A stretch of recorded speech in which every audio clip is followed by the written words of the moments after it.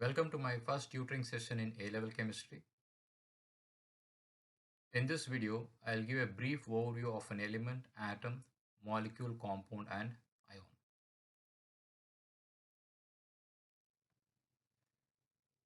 I'll begin this session with the definition of an element.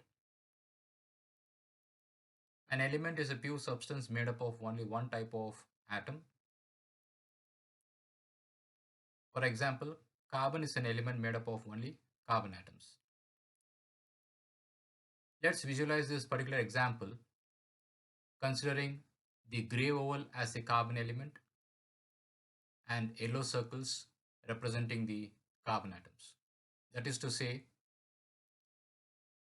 carbon element is made up of only carbon atoms. The gray oval representing the carbon element and the yellow circles representing the carbon atoms.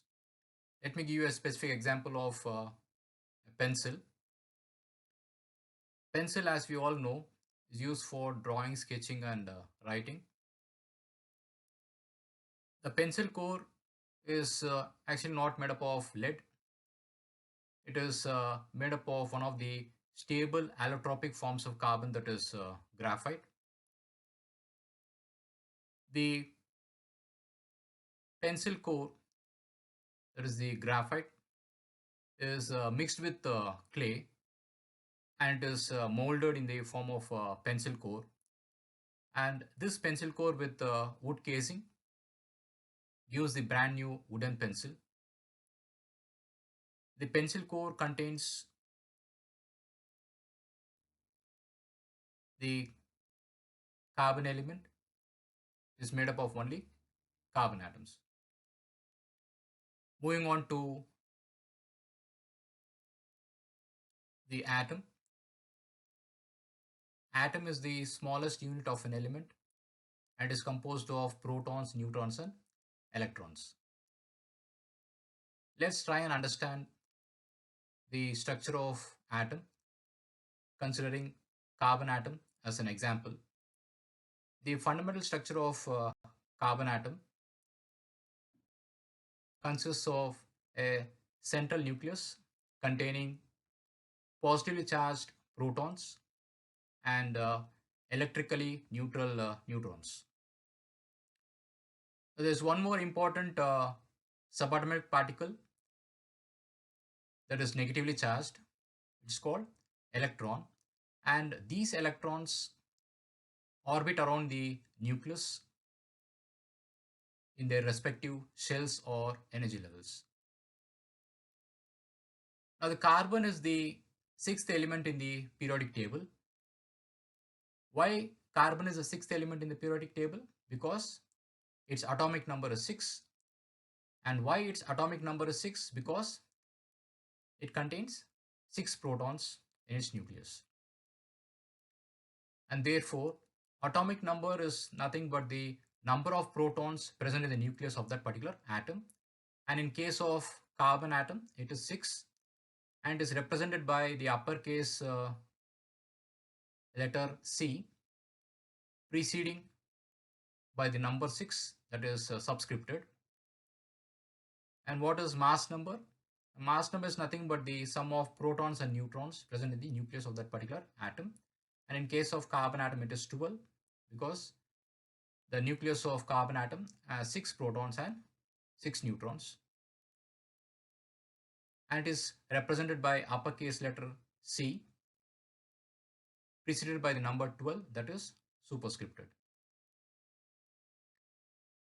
And this is how you represent the carbon 12 isotope, with the uppercase letter C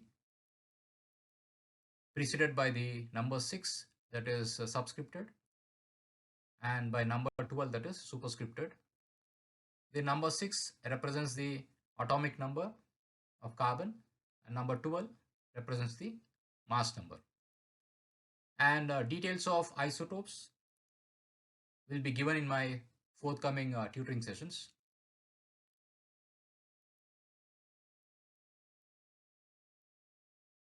Next is the definition of molecule. A molecule is a group of 2 or more atoms bonded together. Now these atoms can be of same element as in case of oxygen, or different elements as in case of water molecule. So let's try and understand the concept of molecule with different examples. The first example being the oxygen molecule. In case of oxygen molecule, the oxygen atoms are covalently bonded together by a double bond. In case of water molecule, the oxygen atom is covalently bonded to two hydrogen atoms. Third example, carbon dioxide molecule. In case of carbon dioxide molecule, the carbon atom is covalently bonded to two oxygen atoms by two double bonds. And in case of hydrogen molecule, the two hydrogen atoms are covalently bonded by sigma bond.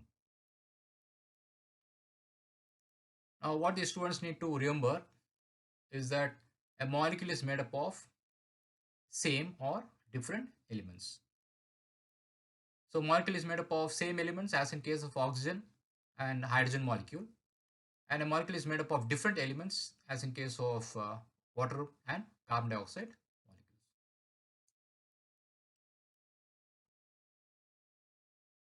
Now moving on to the definition of compound. A compound is a substance made up of two or more different elements, chemical bond together in a fixed ratio, and it is represented by a chemical formula. Let's try and understand the concept of compound with several examples. Now in case of carbon dioxide compound, we see that for every carbon atom there are two oxygen atoms in the ratio 1:2. That is, for one carbon atom there are two oxygen atoms. Now what if the ratio changes? You may ask me, what if the ratio changes from 1:2 to 1:1? So let's see what happens when the ratio changes from 1:2 to 1:1 with the elements remaining the same. Now when the ratio changes from 1:2 to 1:1, a entirely different compound is formed. That is, carbon monoxide is formed. So that is the importance of the ratio here. So when the ratio changes, you get a different compound. In case of water molecule, the ratio is 2:1. That is, for every oxygen atom, there are two hydrogen atoms. And in case of ionic compound like sodium chloride, the ratio is 1:1.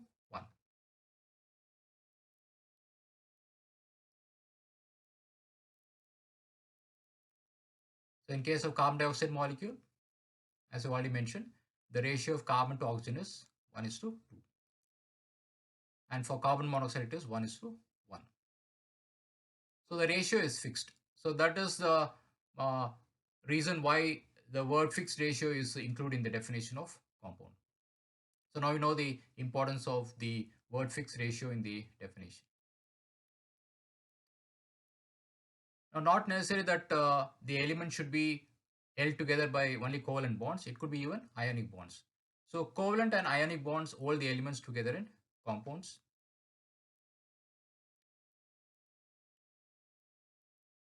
And what students need to know is that all compounds are molecules, but not all molecules are compounds. Hydrogen gas is a molecule, while water is a compound. So compound is made up of different elements. Now these two concepts, that is molecule and compound, they are very closely related, and it may be a bit confusing. To make things easier, the student needs to remember only these two. That is, molecule is made up of same or different elements, while a compound is made up of different elements. It's as simple as that. A molecule is made up of same or different elements, while compound is made up of different elements. I'll end my session with the explanation about an ion. Ions are electrically charged particles that result from the gain or loss of one or more electrons by the atom. And they can be either positively charged, which we call it as cations, or negatively charged called as anions. For example, sodium chloride. Now in case of sodium chloride, sodium is positively charged, whereas chlorine atom is negatively charged. Now why sodium is positively charged while the chloride is negatively charged? That is because the sodium ion as well as the chloride ion, they have unequal number of protons and electrons. So that is the reason why ions are electrically charged particles, because ion, it has unequal number of protons and electrons. Now sodium, it loses an electron and becomes positively charged, while chlorine atom, it gains electron, it gets reduced to chloride ion. So sodium undergoes oxidation and loses one electron, forming sodium ion, while chlorine gains one electron and undergoes reduction, giving rise to chloride ion. Thank you so much for watching my video. Hope you enjoyed it, and I'll see you in my next interesting tutoring session.